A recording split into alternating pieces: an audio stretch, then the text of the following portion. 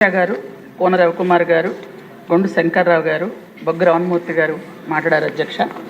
అధ్యక్ష గౌరవ సభ్యులు చెప్పినట్టుగానే నందమూరి తారక రామారావు గారు ఆ రోజు గిరిజనుల కోసం ఐటీడీఏలు ఏర్పాటు చేయడం జరిగింది. అధ్యక్ష ఆ రోజు నుంచి ఐటీడీఏల్లో గిరిజనులకి ఏ వస్తువులు కావాలి అన్నా అక్కడి నుంచి తెచ్చుకోవటం మనకి బాగా అలవాటుగా మారింది. అధ్యక్ష అయితే గత ప్రభుత్వంలో పరిపాలనా సౌలభ్యం కోసం జిల్లాల పునర్విభజన చేస్తున్నామని చెప్పి గొప్పలు చెప్పి ఇష్టానుసారంగా విభజన చేయడం జరిగింది. అధ్యక్ష ఆ విభజనలో ప్రజలకు ఇబ్బందులు రాకుండా చూస్తామని ప్రగల్భాలు పలికారు, కానీ నిజానికి పరిస్థితి అంతకే బాగా విభిన్నంగా ఉంది. అధ్యక్ష యాక్చువల్గా ఏంటంటే అరకు పార్లమెంట్లో ఈ చివరి నుంచి ఆ చివరికి ఉంటుంది. అధ్యక్ష 530 కిలోమీటర్లు, దాన్ని 2 నియోజకవర్గాలు 2 జిల్లాలు చేశారు. అధ్యక్ష ఒక్క పార్లమెంట్ని, మిగిలిన పార్లమెంట్లన్నీ ఒక్కొక్క జిల్లా అధ్యక్ష 25 పార్లమెంట్లు మనకుంటే 25 జిల్లాలు చేస్తూ అరకు పార్లమెంటు మాత్రం 2 జిల్లాలు చేశారు. అధ్యక్ష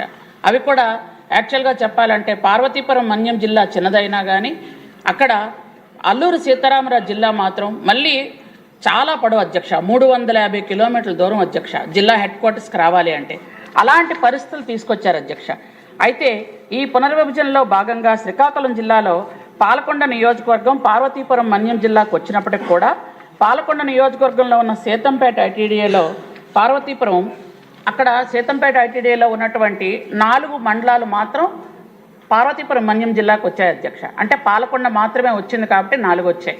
మిగిలిన 20 మొత్తం అన్ని 20 మండలాలకి అది ఐటీడీఏ. అధ్యక్ష 20 మండలాల కంటే మిగిలిన 16 మండలాలు శ్రీకాకుళం జిల్లాలో ఉన్నాయి. అధ్యక్ష అంటే వివిధ నియోజకవర్గాల్లో ఉన్నాయి. అధ్యక్ష అయితే ఏ సమస్య వచ్చినా గిరిజనుల సీతంపేటకి వెళ్లాల్సి వస్తుంది. అధ్యక్ష అయితే గత 2 ఏళ్లుగా వీళ్ళందరూ కూడా మాకు ప్రత్యేకంగా ఐటీడీఏ కావాలి అని గత ప్రభుత్వానికి కోరడం కూడా జరిగింది. అధ్యక్ష అయితే మిలియాపుట్లో ఐటీడీఏ ఏర్పాటు చేయాలని అప్పటి సభ్యులు రెడ్డి శాంతి గారు, అలాగే మందసలో ఏర్పాటు చేయాలని సేదర్ అప్పలరాజు గారు ఇద్దరు కూడా దెబ్బలాడుకుంటూ దాన్ని ఎక్కడా పెట్టనివ్వకుండా ఆపుకున్నారు. అధ్యక్ష అయితే చివరికి అది ఎక్కడ ఏర్పాటు చేయలేదు, అలాగే గిరిజనులకు అన్యాయం చేసుకుంటూ వచ్చారు. అధ్యక్ష విభజన జరిగిన నాటికి ఐటీడీఏలో జిల్లా సప్లాన్ మండలాల వైపు కనీసం కళ్ళెత్తి చూడలేదు. అధ్యక్ష ఒక్క పైసా ఎక్కడ ఇవ్వలేదు. అధ్యక్ష ఎక్కడ సప్లాన్ మండలాలకు కానీ అక్కడ ఉన్నటువంటి ఐటీడీఏ నిధులు ఎక్కడ ఒక్క పైసా కూడా ఖర్చు పెట్టలేదు. అధ్యక్ష అలాగే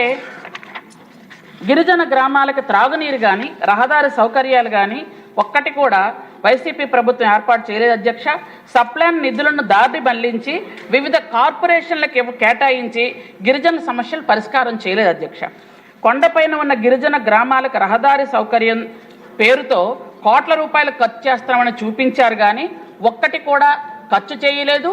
మొదలుపెట్టిన వాటిని పూర్తి చేయలేదు, మొదలు పెడితే మధ్యలో ఆపేశారు. అధ్యక్ష కూటమి ప్రభుత్వంపై అప్పుడు శ్రీకాకుళం జిల్లాలో ఉన్నటువంటి ఐటీఐ గురించి అందరూ కూడా ఆశలు పెంచుకున్నారు. అధ్యక్ష కానీ ఇప్పుడు మన ప్రభుత్వం వచ్చిన తర్వాత గౌరవ ముఖ్యమంత్రి చంద్రబాబు నాయుడు గారు ఈ ప్రతిపాదనని మన ఫైనాన్స్కి పంపించడం జరిగింది. అధ్యక్ష మిలియాపుట్లో ఐటీడీ ఏర్పాటు చేద్దామనే ఉద్దేశంతో మనం ప్రతిపాదన పంపించాం. అధ్యక్ష అయితే ఇప్పటికీ కూడా 20 మండలాలు ఏవైతే ఉన్నాయో సీతంపేటకు రావడం వెళ్ళడం జరుగుతుంది. అధ్యక్ష గౌరవ సభ్యులు ఆందోళన చెందిన విధంగా మిగిలిన 16 మండలాలని వదిలేలేదు. అధ్యక్ష వాళ్ళకి ఏ విషయం కావాలి అన్నా, ఎందుకంటే గౌరవ ముఖ్యమంత్రి చంద్రబాబు నాయుడు గారు వచ్చిన తర్వాతనే గిరిజనులకు రహదారి సౌకర్యాలు వస్తున్నాయి, సప్లాన్ నిధులు వస్తున్నాయి, అలాగే మనకి ట్రైకార్ లోన్లు వస్తున్నాయి. అధ్యక్ష అలాగే విద్యార్థులు ఎవరైతే ఉన్నారో ఐటీడీఏ స్కూల్స్ చదువుకున్న విద్యార్థులందరికీ కూడా స్కాలర్షిప్లు కానీ వాళ్ళకి వస్తున్నటువంటి అన్ని సౌకర్యాలు ఇప్పుడు వస్తున్నాయి. అధ్యక్ష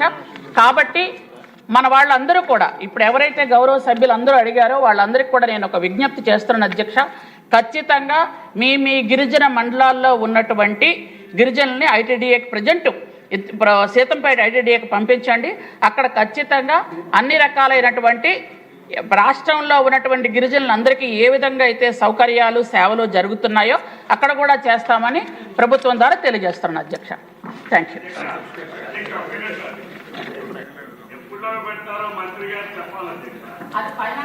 తల్లిదండ్రులు లేనటువంటి పిల్లల్లాగా ఉన్నారు. అధ్యక్ష నెక్స్ట్ ఫైనాన్షియల్ ఇయర్ ఏదో చెప్పండి. అధ్యక్ష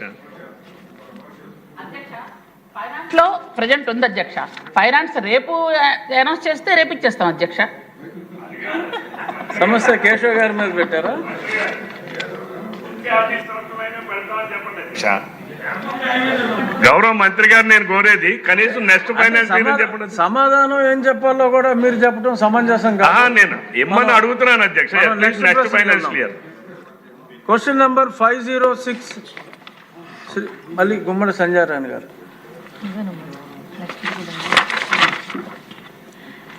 అధ్యక్ష, మొదటి ప్రశ్నకు సమాధానం అవునండి, రెండవ ప్రశ్నకు సమాధానం కూడా అవునండి, మూడవ ప్రశ్నకు సమాధానం టీఎస్పీ ప్రాంతంలో 482 రెవెన్యూ గ్రామాలను షెడ్యూల్ ప్రాంతంలోకి చేర్చే ప్రతిపాదన పరిశీలనలో ఉందండి. చిర్రి బాలరాజు.